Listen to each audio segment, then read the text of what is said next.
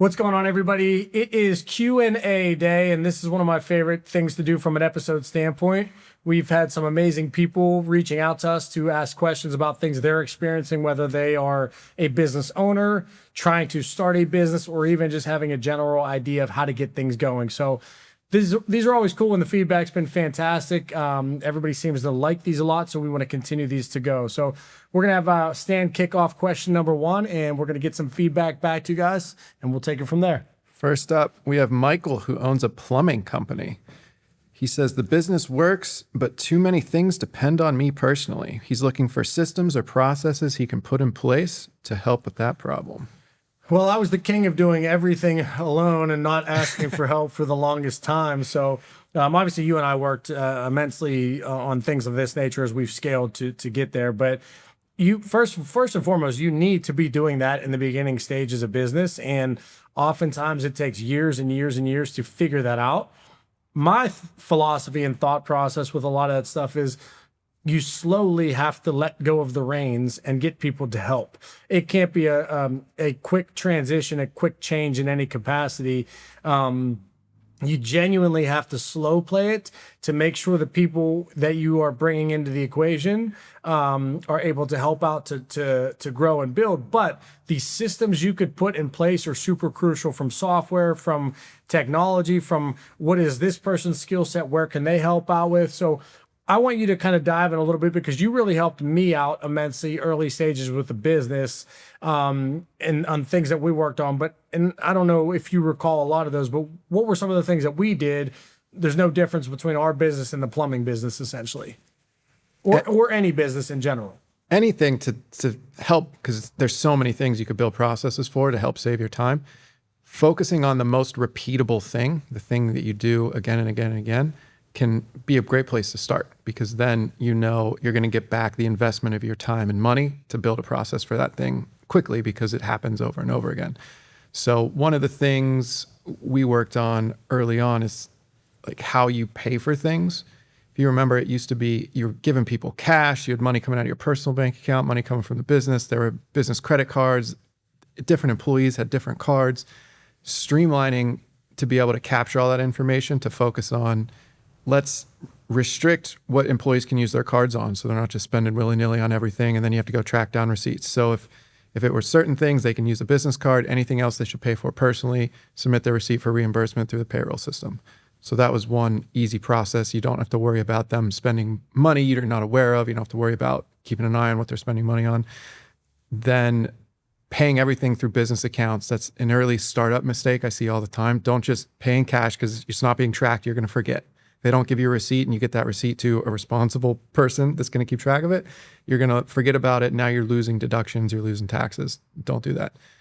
So cash, not great. And then don't pay it out of personal accounts, because it's not your business account. You want to pay everything from your business accounts. Well, and even from a cash standpoint, like our goal was, like we get paid cash all the time, and our goal was we want to record every transaction, because when it comes to showing the success of the business, we wanted to be as true to profit as possible and show people the actual values and revenue that we're doing.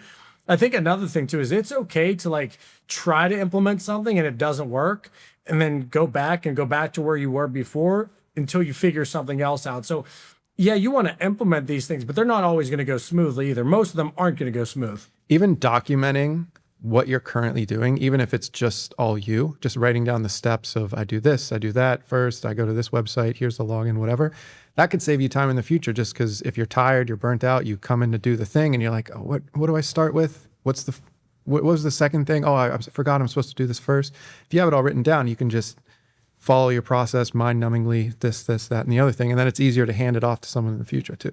Yep. Awesome. So, all right. So the next one here, we have a message from Carlos, who owns a small manufacturing shop.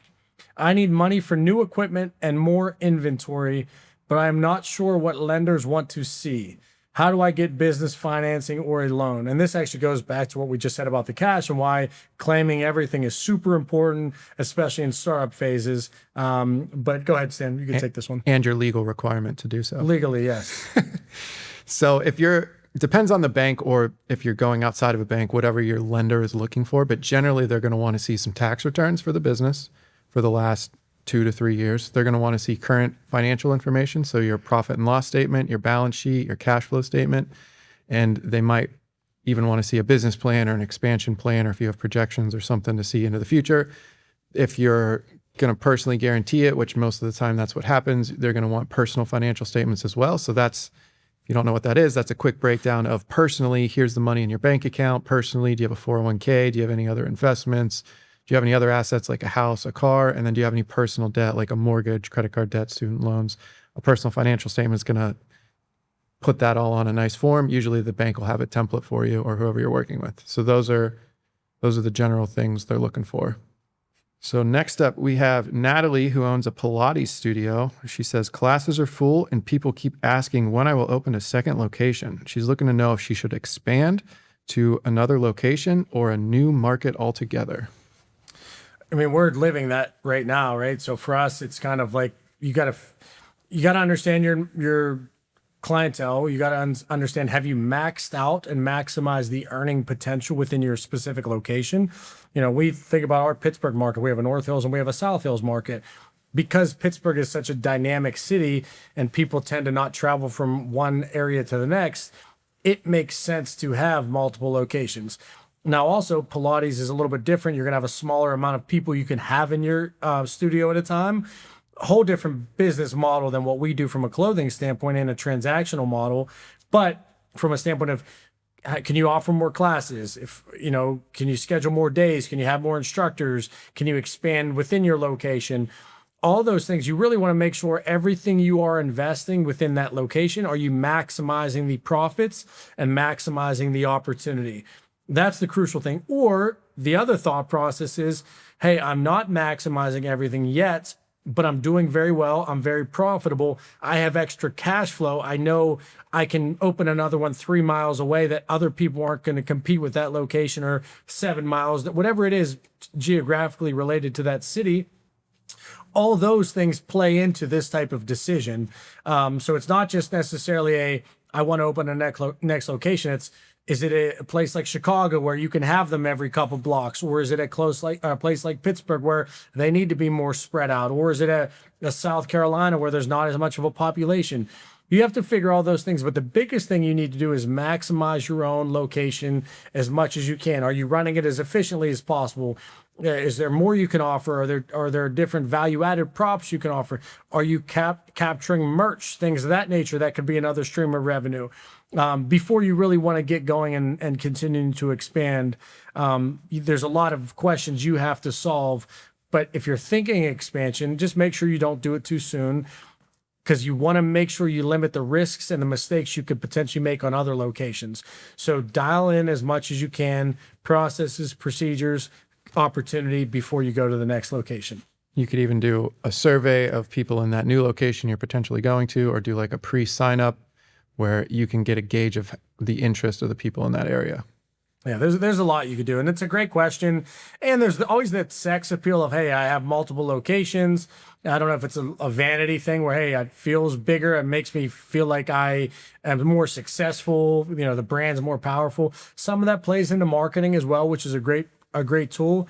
But at the end of the day, don't hurt yourself trying to grow at the right pace and the right time. So next one here, we have a gentleman named Thomas who owns an exterior home service company. Summer is very busy, but winter slows down and cash flow gets uncomfortable. We see that in a ton of different businesses, very seasonal in some worlds. But how do I handle the slow seasons? And we have that with clothing too. It generally slows down in the summer and then around the holidays as well. So one way to handle that is to plan ahead. Make sure you build up enough cash reserve prior to that situation that can float you through being a slower period of time. Other situations could be looking at products or services during that slow time that you could supplement with. So I know a lot of landscapers, for example, will do snow removal and snow plow in the winters. So is that something you could expand into, do some services in the winter for situations that you're not doing in the summer? And staying on top of your numbers, potentially getting a line of credit if you would need it to float you through that period of time. That's sort of maybe not your first option. The cash reserve would be better, but if you have to and you know you have jobs coming up, you could potentially go with some debt instruments as well. Well, and to your point, the home service company, I mean, you're doing something for somebody's home. There are so many opportunities of things that you could do for that specifically. So, okay, there are things you could do interior wise, or there are other things you could do from a promotional standpoint to get ready for something. Are you in a climate that gets some days that are a little bit warmer throughout the winter? Is Pittsburgh, not all the time is it terribly cold. So maybe the winter season isn't as long as it could be in Minnesota or things like that. So again, location plays into that, experience plays into that, but always think, what does somebody that's a client of yours need in another capacity that doesn't stray away too far from the business that I'm operating in? And as long as you make enough money during your busy time and you don't spend it, that should be fine. Just factor that into your business model. It's not just, hey, in June or July, we made all this money, we can go buy a truck or go on vacation. Know that maybe a portion of that you're setting aside for those slower months. I would have a tough time with that one. I know it's a hard thing to do, but for those seasonal business models, you do have to look at it. Right. That you look at it on an annual basis, and that large amount of money you make in the busy time is just a smaller piece of the pie that you want to make sure you save up. Right. We have Lauren here, owns a subscription meal prep company. People try us once or twice, but not enough customers stay subscribed. How do I improve customer retention? I think first and foremost, you just have to ask yourself, is your product not good? Is there something you could do to improve your product? If you believe your product, that's first and foremost, you have to have a good product. What quickly that tells me is there's something that's not great about it. But maybe it's not the food. Maybe it's the packaging. Maybe it's the branding. Maybe it's the delivery mechanism that you have. Maybe it's coming in and it's on dry ice and it's not working not tasting as well, or maybe it's fresh but it shouldn't be and they should freeze it. Like, there's so many dynamics that we got to understand with that. But at the end of the day, you should ask your customers. And if I'm a business owner, I wouldn't send an email. I'd pick up the phone and call somebody and try to get them on the phone. It's easier for them to not reply to you to an email or to a text message versus on the phone. Hey, my name is Lauren. I am the owner of this company here. I noticed that you purchased from us, but you're no longer buying from us. I'm just genuinely trying to improve my business. Was there something that you just didn't like with what we offered? Was the product not good? Was the service not good? Can you please give me some information on how to become better and how to improve this? And most people will provide that for you. Most people want to be candid, especially if you're coming at it from the mindset of, I want to improve my product and my service. You could also, after you have that call, that could be an opportunity that someone says, oh shit, Lauren reached out. She's super kind. It was just a small hiccup I had, so why don't I just try to support her again? That's the beauty in these things whenever you take accountability and you really want to understand the dynamic of your business and add that additional value of customer service and understanding to really know what's happening with your product. But I think that's got to be the biggest one, is if they're only buying 1 or 2 meals, something's not happening from a smoothness standpoint. Or the other side of it, maybe it's your process on how they're paying. Maybe you need to hook them in, have an auto renew type thing, and they have to cancel within a certain amount of time. And there's ways you could do that to retain a client. But my gut with this is I'd want to get to the heart of that and talk to some people who have not continued to purchase.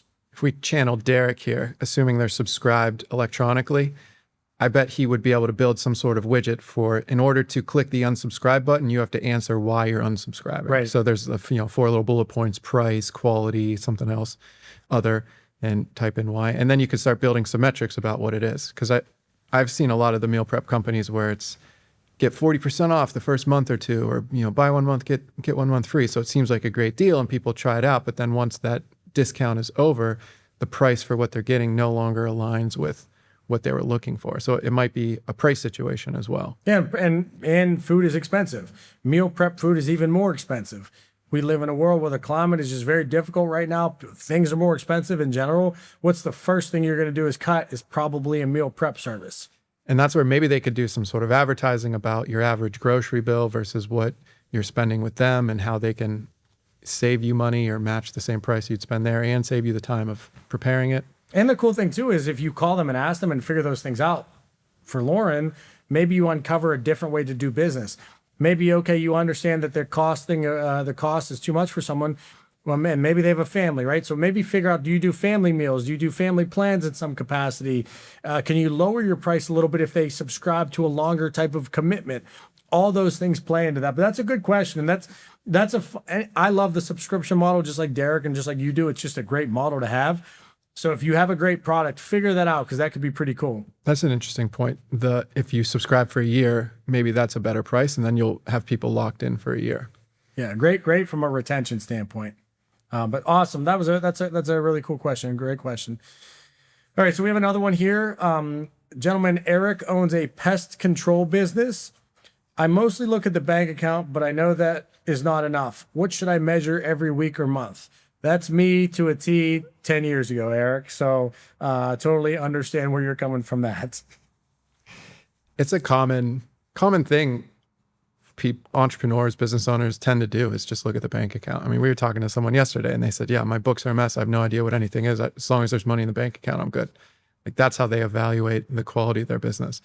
So cash is important, and looking at your bank account to make sure you don't bounce anything and you can pay your bills is important, but that's only one metric. That's like only looking at the fuel gauge in your car while you're driving. It's like there's a lot of other metrics on that dashboard there.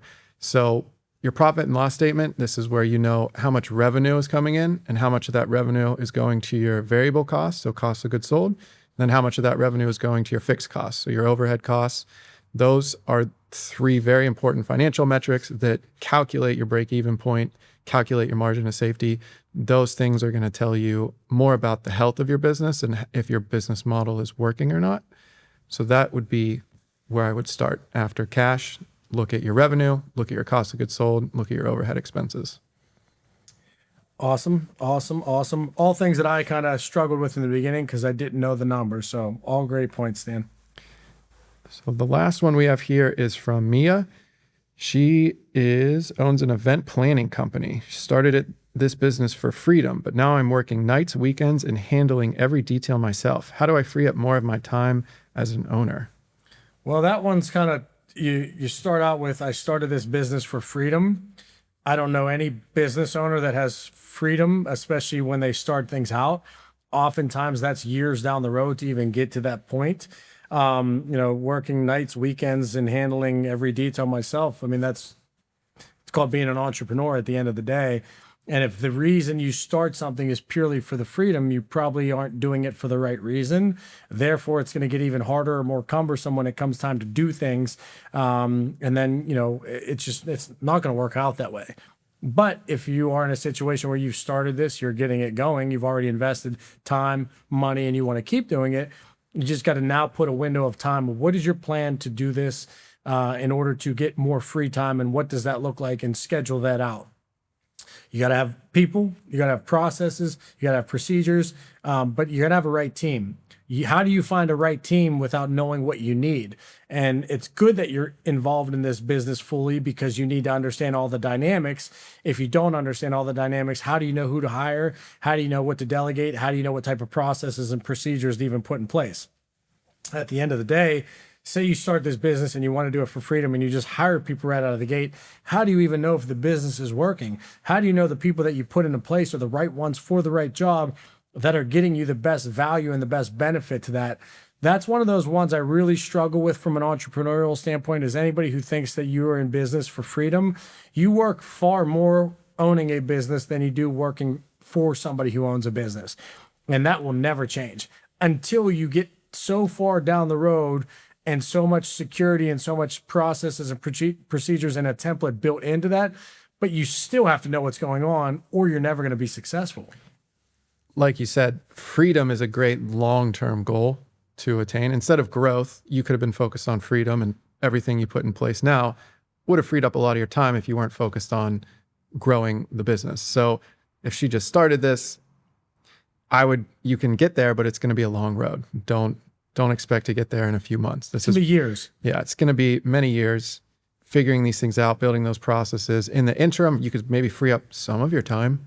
I don't know that you're going to have complete freedom of your time. But once you have a big brand, if you're very popular, if you have a high demand, a big pipeline of people, you could start saying, oh, I'm not going to work on Sunday. I'm not going to work on this day, or I'm taking this week off. And you'll have enough demand and pipeline that you'll be able to do that. But right now, you kind of have to say yes to most things to make it work. Yeah, I would be involved in everything for the foreseeable future. And, again, if you need a day off here and there, fine, schedule that, plan that. But no, don't be shocked if something that throws you through a loop that you didn't anticipate happening, because you're not there until you know everything. So never get into business for freedom is my thought process. I used to think the same thing in the beginning stages, that I would have far more freedom, but I also fell in love with what we do. So for me, I don't want more freedom. I want to be involved more. And I think if she specifically did things a little differently, she may enjoy what she does a little bit more. But everybody also lives a different life and does things at a different priority level. So these are our questions from the from the last month, and great episode. We love this. We really do like giving our feedback and really trying to help as much as we possibly can. So if you do have questions, want us to address any of those, you can give us more information, less information, but we'll definitely give you our honest feedback. And we appreciate this stuff so much, because this allows us to really think and hone in our craft as we continue to expand and as we get to different levels of business.